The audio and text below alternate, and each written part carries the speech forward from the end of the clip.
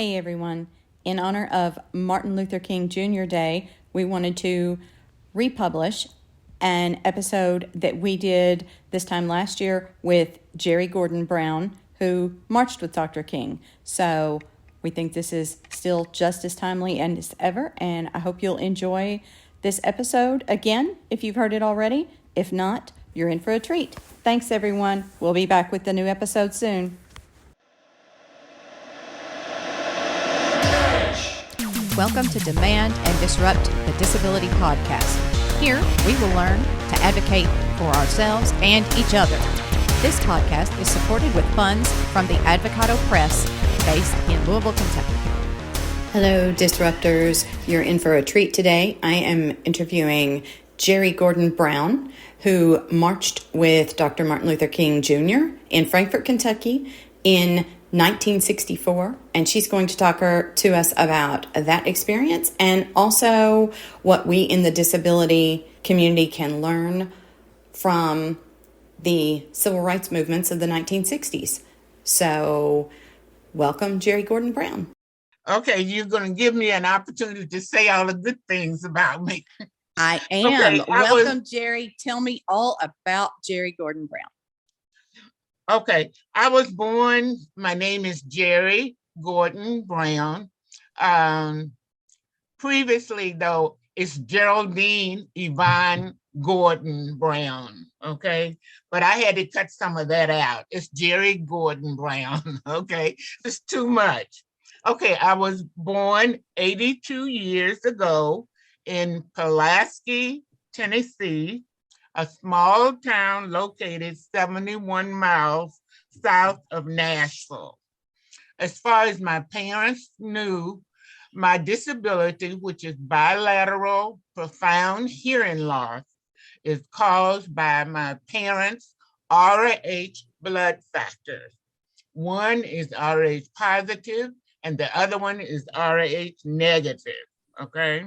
And then also it's due to some hereditary factors on my grandparents' side, on my father's side. At that time in 1940, when I was born, the city's economy was basically farming. And our city of Pulaski was known for show horses, Tennessee walking horses. And of course, we learned a great deal about farming because everything that we had on the table came from farming to bring it to the table for our food. Also, my mother made all of our clothes more or less. Mom and dad did not attend college, but they believed in education. It was very important and instilled in ours. And by the way, I was the oldest of 4 children, and I had 3 girls and 1 boy. My 2 sisters and I, we did attend college. I went to Kentucky State College, but it's now a university. And my sisters went to Tennessee State University in Nashville, okay? Throughout my growing up years, I was encouraged to accept my disability and to speak up on my behalf. I was the product of a very protective environment, both at home and at college. My college advisors were very supportive, and also my roommates were very supportive. In later years, my mother became very ill with tuberculosis while we were living in Tennessee. That is the reason that we were relocated in Louisville in 1946. Mom came here to be treated, and she stayed in Waverly Hills Sanitarium 3.5 long years. My sisters and I were in foster care here in Louisville. Mother wanted us to be near her. Fortunately, we had a wonderful foster mother. We kept in contact with her until we were adults and she passed away. I successfully completed elementary school, junior high in my day, and it was known as middle school, and also high school in Louisville, Kentucky, and 4 years of college without hearing aids. At that time, I had a great deal of residual hearing, and there was no hearing aid market on the market to fit my hearing loss. After graduation from Central High School in Louisville, Kentucky, I became a client of the Bureau of Vocational Rehabilitation. That's the name that it was known at that time, but now it is the Department of Vocational Rehabilitation. I received a bachelor's degree from Kentucky State, a master's degree from Webster University, and I successfully completed a graduate level of peer mentoring professional studies certification program from Gallaudet in Washington, D.C. This program allowed me to do advocacy on behalf of hearing impaired, the deaf, blind, who sought services and adaptive devices to have a better quality of life. Thus, I had the pleasure of assisting many consumers who are hearing impaired and to some degree visually impaired. I have been married and divorced, and after the birth of my daughter, Carla, I started wearing one aid in the left ear. And then later on, my hearing decreased, and I now wear 2 digital high-powered aids, which are very helpful in my communication with family, friends, consumers, and also my board of directors participation, and also my overall travel and participation in daily living activities. In July of this year, I plan to travel to Canada to a deaf, a deaf and hard of hearing convention. I have worked in the human service field in 3 states, Ohio, Indiana, and of course, Kentucky. It has been my pleasure to advocate for consumers with all kinds of disabilities who were clients of vocational rehabilitation. On July 31st, 2015, I retired from full-time employment with the Commonwealth of Kentucky as Congratulations. as director of the Kentucky Client Assistance Program. Throughout my many years of employment, I have received many awards. To name a few, the Arthur Campbell Jr. Advocacy Award in 2011, the Charles McDowell Education and Advocacy Award in 2007. And in 2007, I was inducted into the Kentucky Civil Rights Hall of Fame. Wow. Okay. In 2000, I received the University of Louisville Disability Awareness Award, which is the Bill Cox Lifetime Achievement Award. On a personal level, like I stated, I have one daughter. I have a wonderful daughter, Carla Elizabeth, who is married to a wonderful son-in-law, Kevin. And I have 3 grandsons whom I refer to as my 3 wise men, Jaron, Jalen, and Javon. I attend church and I go to the Kentucky Center for the Arts. And then when I have a little free time, I work and play with my wonderful great grandchildren. I have 4. one boy and 3 girls from the ages of 7 to 7 months. And that's basically it on my life story. Wow. Wow. That is a lot. Is that okay? That is wonderful. Yes, that is a lot. So tell me about your experience marching with Dr. King in the 60s. Okay. With pleasure. I marched with Dr. King on March 5th, 1964 in Frankfort to the Capitol to lobby for the State Public Accommodation Bill. Dr. King led 10,000 Black and white Kentuckians to the Capitol. Marching with Dr. King was Jackie Robinson, the first Black Major League Baseball player, a famous activist by the name of Reverend Wyatt T. Walker, and lots of students from Kentucky State College, me being one of them. Having marched with Dr. King was one of the major highlights of my senior year at Kentucky State College, which of course is now a university.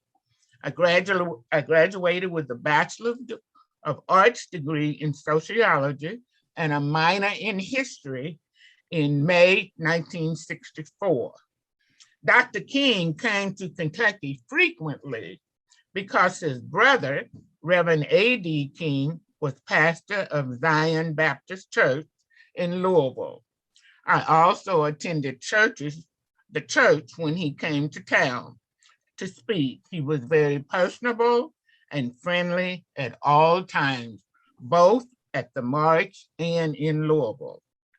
Legislatures in the General Assembly refused to pass the 1964 House Bill number 197, which was desegregating public accommodations. Nevertheless, in 1966, the governor of Kentucky signed the Civil Rights Act into law. There were 2 anniversary celebrations of the March on Frankfort.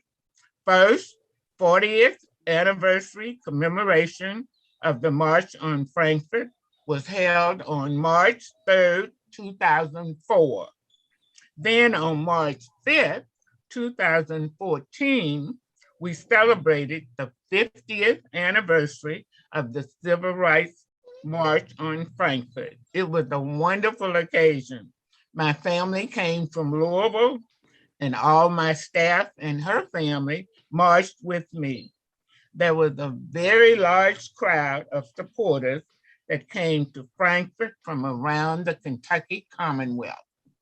That's basically it. Unless you Wow. So how did you feel? This is a question I didn't send you. So in 64, that bill didn't pass. No, it did not pass, which was a disappointment for us, but we had done the best we could as far as drumming up support for it. The support was there, but the legislatures, they refused to. They refused to pass it. Fortunately, the governor at that time, Ned Breathitt, he did sign into law the Civil Rights Act law in 1966. Nothing was really done until 1966. But it's always important to get that groundswell of support, isn't it? Oh, that's true. To bring notice, and then of course it was a lot of written up in the newspapers around the state, Lexington, Louisville, so forth and so on. So I have learned over time that the newspaper reporters really can put emphasis on certain topics that's going on in the community. And do you think that method is effective still today? Oh yeah, I think it's effective. I think it's very effective because otherwise, Kim, I don't think you would know. Right. It'd be kept so quiet. But by being in the newspapers, And of course, I realize we're in the tech age, technology, but everybody doesn't have a computer, you Right, know. right. And then, of course, the television too. So yes, but I really don't want to leave the newspaper out because for me personally, I really I subscribe to the Louisville paper. I like paper. I like the hard copy in my hand so I can read. Mm-hmm. One of the things that we're trying to do is get legislation that would make it illegal to take away the children of a parent just because the parent is disabled, because that is legal right now, to remove a child from the home simply because the parent is disabled. And that's something we're working on overturning right now.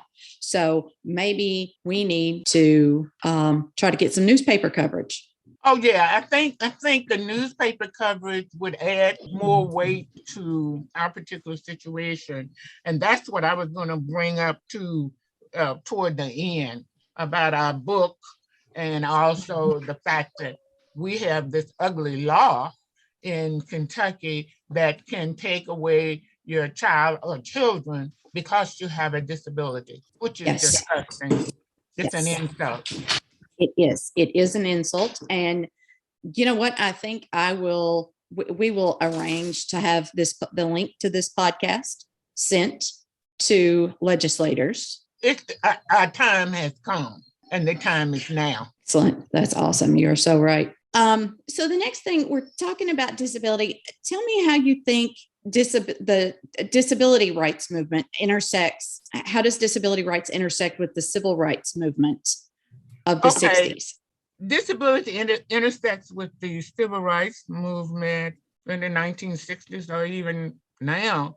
I think because we as persons with disabilities at that time were fighting for our rights and equality on all areas, even as minorities. Even though I'm African American, we're fighting the same battles, basically, because we were being discriminated against. When I say we, I mean we as minorities and we as persons with disabilities were being discriminated in such areas as housing, employment, and transportation. I just named a few, but there are other areas, of course, of which we were being discriminated against. When I was working here in Louisville at the Center for Accessible Living, on a weekend, the Derby weekend, back early on, we worked with ADAPT. You remember ADAPT? Yes. Okay. ADAPT representatives came to Louisville on the Derby weekend, and we blocked the buses. As a result of blocking the buses, TARC decided to hire a person to work with us and to make the TARC buses accessible. So, do you know what that stands for? That was a really extraordinary event. That is. Can you tell people what is it? TARD. What does that stand for? Transit Authority of River City. Yeah. Okay. Yes, that's what that is. Yeah, and TARC is for the it was the bus service, the local student bus service here in Louisville. And what was the effect that had? Well, they were embarrassed, first of all, because we had people in wheelchairs that was parked in front of the bus. So they were embarrassed. So with that embarrassment, it opened up services for us. So we eventually had services. They made them accessible to us. We were able to ride the buses. Excellent. And that's awesome. Then later on, we had the ADA, Americans with Disabilities Act, but of course that didn't pass until 1990. But anyway, it still opened the door, I feel, for more protection for us as persons with disabilities. Okay. Is there anything else you want to talk about Dr. King, or about activism? Yes. Anything at all? Yes, I wanted to add just a few more things. Number one was our book, okay? Our Okay. book, A Celebration of Family, Stories of Parents with Disabilities, edited by Dave Mathis. Yes. I just wanted to raise that because you and I, among others, we did a great job with the book, and then also with outstanding help from Dave Mathis. Yes. So definitely our book. Okay, And Gerry. I wanted to say thank you for inviting me to speak about Martin Luther King. Thanks to Gerry Gordon Brown for joining us today. And thanks everyone for joining us. Enjoy your celebrations of Dr. Martin Luther King Jr. and his legacy. Have a great day. Thanks to Chris Unkin for our theme music. Thanks to Steve Moore for providing our transcription. Support comes from the Center for Accessible Living in Louisville, Kentucky. And you can find links to buy the book, A Celebration of Family, Stories of Parents with Disabilities, in our show notes. Thanks, everyone. You say you've seen a change in me. Just for once I think I would agree. We both know there's a difference. We've had our curtain call, and this time the writing's on the wall.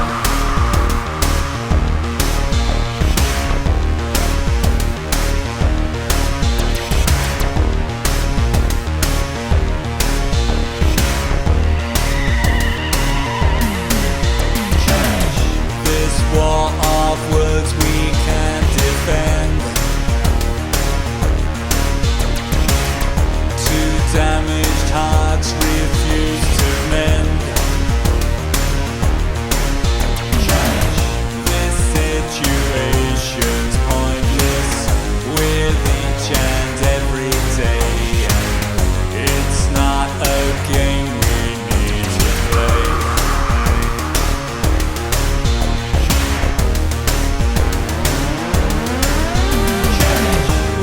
Try to make things better, repair and rearrange things, but each and every letter spells out the need for us to open up our minds and hearts to change.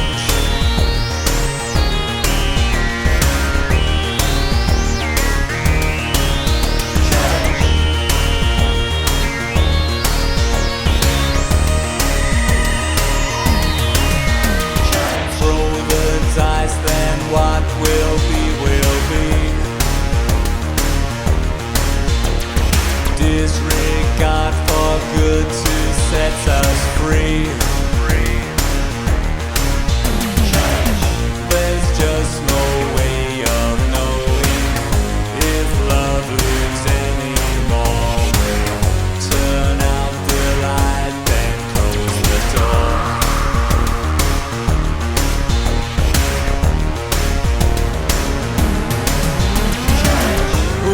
Try to make things better, repair and rearrange things, but each and every letter spells out the need for us to open up